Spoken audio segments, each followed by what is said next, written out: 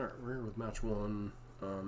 Having to go back and re-record this after we've played. When I was recording the initial round of things, basically the microphone wasn't plugged in because I had to unplug it for different purposes. But if you look at this hand, obviously this is almost an ideal opening hand for Ruby Storm.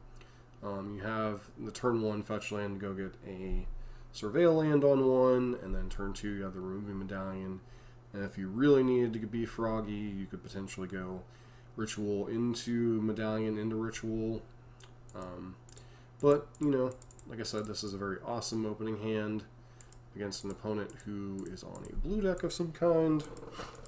Mishra's Bauble doesn't really tell us a whole lot, so this could very well be Shifting Woodland combo at this point. Keeping that, we go ahead and play Reckless Impulse because we see a blue deck. Opponent does the thing, finds a fetch land, does Mishra's Bauble, sees the top of our deck.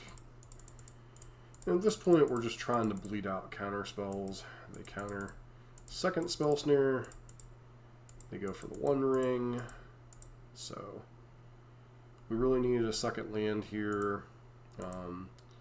Play out Ruby Medallion, and we just start chaining off, hoping to be able to... actually, do I chain off here, or do I just get Blood Moon? Suspect I get Past in Flames into a bunch of rituals. Play Blood Moon, play Reckless Impulse, keep going here, we keep going,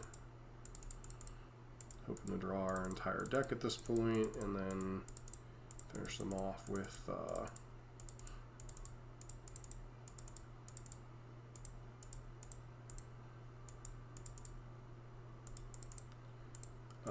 Thalia. Thassa's Oracle. At this point, we probably could have grabbed Galvanic Relay, exile our entire deck, and then do the thing, and then play Thassa's Oracle and win the game. I mean, nothing too fantastic here, just kind of executing our combo when our opponent tapped out, in the hopes that they didn't have Force of Negation, and the opponent probably hoping that their One Ring would protect them until the following turn, although just about every Storm deck at this point has a way of dealing with the One Ring. So we can't be 100% sure what we're on, but obviously their blue combo deck, probably Omniscience combo. Against this style of deck, we end up boarding out 1 copy of Wish, 1 copy of Past in Flames, and then 2 Flame of Anor for the 4 Pact of Negation, basically because we're up against blue deck. This deck is basically card for card Bryant Cook's list from the Epic Storm and his sideboard guide, because frankly I'm new to the deck and need all the help we can get. The Surveil in, see a Reckless Impulse, keep that on top, because basically we need to jam as many spells into things. They have Cash Grab here. I presume pick up the Omniscience. No, leave the Omniscience on the board. Chooses Forest. We see Artist Talent. I think we jam Artist Talent here. We could have possibly jammed whatchamacallit here. Our opponent's going to Omniscience and then just start going off. They get Enter the Infinite, and at this point we concede because our opponent will draw their entire deck, and then they'll have eventually some copy of Thassa's Oracle or either a Jace Architect of Thought out of the sideboard with their granted package to mill themselves out and win the game. So basically, for lack of a better term, almost the equivalent of Show and Tell Omni Show out of Legacy, with their way of, you know, show and telling is milling it into the graveyard, and then using Shifting Woodlands to get back. And then obviously Shifting Woodlands can tap, and as long as there's Delirium, you know, can do the thing, and then just kill us from there with Thassa's Oracle. Game 3 of match number 1. Would like to be on the play. It is possible that game number 1 or game number 2 we were a little too trigger shy against the what could be a turn 3, turn 4 combo deck themselves. This hand, you know, we have the Rituals, we have the Rao, we have the Wrens to try to force things through. We can afford to be a little bit more slow this game because they're on the draw, obviously. We keep a Ritual on top. We jam, Wrens resolve. They let it resolve. We get 2 lands. Opponent goes ahead and does that, which could be a number of different things. We do that. Desperate Ritual. This would be a prime counterspell target. They don't. We go ahead and play Rao. They hold on to the spell snare, and we bricked it. So, all played by our opponent. Flame of Venor to draw some cards. We are going to lose one of our 2 Past in Flames, so we do have to be careful. Fortunately, they're a little bit slower this game. Don't quite have the infinite combo rolled up here. So I'm going to run a Rao out. Run out the Ruby Medallion. Once again, we kind of have to hope to not get comboed. We draw other Past in Flames. If this gets Force of Negation, we're basically toast. So we play Wish. Grab Past in Flames. Sorry, use Past in Flames. Use Ritual. Don't flip the Rao yet. As always, when you're playing Rao, you want a storm of, I believe it's 6 instants and sorceries. And then I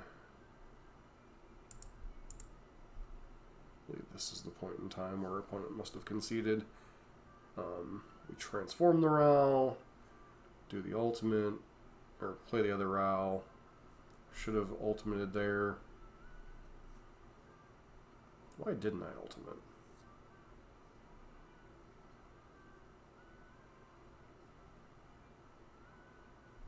That makes absolutely no sense.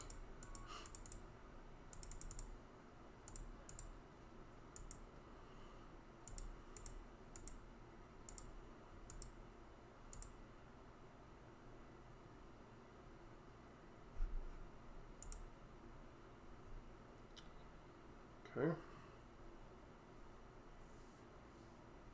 Go to the next turn here.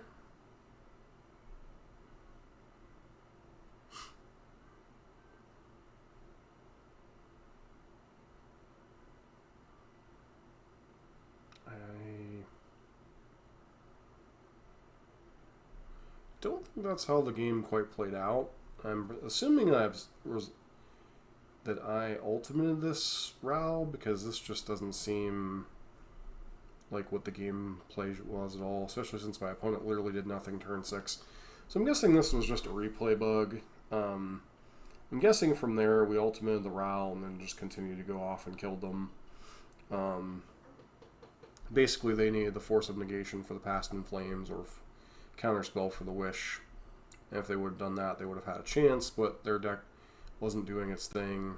It wasn't really milling a whole lot, so we had a chance to set up, power through the counterspells, and it was nice to beat a combo, blue-based combo deck. There are a couple of those in the format. Primarily Belcher, and then you have tempo decks, obviously, like Dimir Frog. So, anyways, on to the next match. Alright, match number 2 with our second league with this deck. This seems a bit of a gamble. None of our 2-mana payoffs, but we do have Wrens Resolve, so I do think this hand is reasonable enough. Especially with Surveil Land to dig for us. We see a Flame of Venor, and we jam a Wrens Resolve, find a Past in Flames, and it looks like we're up against the mirror match. So I think we play our fetch land, we go ahead and play the ritual into Flame of Anor to blow up the Ruby Medallion. Unfortunately, they have a second payoff, so they're going to start trying to go off here. They start chaining, doing the storm thing, and